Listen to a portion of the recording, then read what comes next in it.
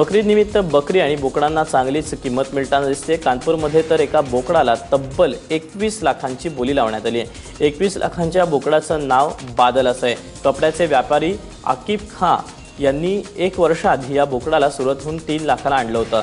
विशेष म्हणजे बादलचा खर्च महिन्याला 30 ते 35 हजार इतका आहे। बादलचा खुराकही तसाच आहे। बदाम, खारीक आणि फळांसोबतच बादल कोल्ड्रिंकही पितो। या बोकडाला एकानं तब्बल 21 लाखांची मागणी केली आहे। मात्र मालक आकिब खान यांनी हे बोकड विकणार नसून कुर्बानी देणार असल्याचं म्हटलं आहे। राम मंदिर अयोध्येमध्येच होणार, मात्र फक्त राजकारण त्याला आडवं येतंय असा दावा सरसंघचालक मोहन भागवत यांनी केला। गुलाबराम महाराजांच्या शताब्दीनिमित्त 2 दिवसीय साहित्य संमेलनाचं आयोजन करण्यात आलं होतं। या कार्यक्रमाचा विज्ञान भवन इथं समारोप होता।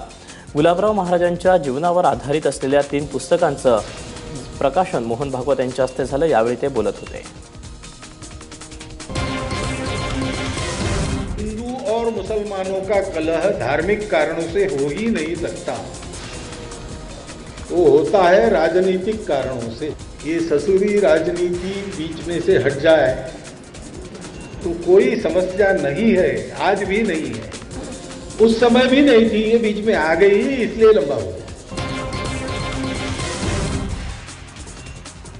गोव्यात भाजपला धडा शिकवण्यासाठी सुभाष वेलिंगकरांची भाषा सुरक्षा मंच आणि शिवसेनेची युती होण्याची शक्यता आहे। येत्या वर्षभरात गोव्यामध्ये विधानसभेच्या निवडणुका आहेत। भाजपला कोंडीत पकडण्याची ही संधी समजून आता शिवसेना ही वेलिंगकरांच्या मदतीला आली आहे। गोव्यातील निवडणुकीसाठी वेलिंगकरांनी पुढाकार घ्यावा, नेतृत्व करावं, प्रसंगी शिवसेना 2 पावलं मागेही घेईल अशी भूमिका शिवसेनेचे खासदार संजय राऊत यांनी घेतली आहे। सुप्रीम कोर्टानं कावेरीतून तामिळनाडूला पुढचे 10 दिवस दररोज 12,000 क्युसेक्स पाणी सोडण्याचा आदेश दिल्यानंतर कन्नडिगा रस्त्यावर उतरलेत। काल दिवसभर बंगळुरू, म्हैसूर इतर शहरांमध्ये तोडफोड आणि जाळपोळीचं सत्र पाहायला मिळालं, ज्यात शेकडो वाहनांचं नुकसान करण्यात आलं, तर तामिळनाडूच्या अनेकांना बेदम मारहाणही करण्यात आली।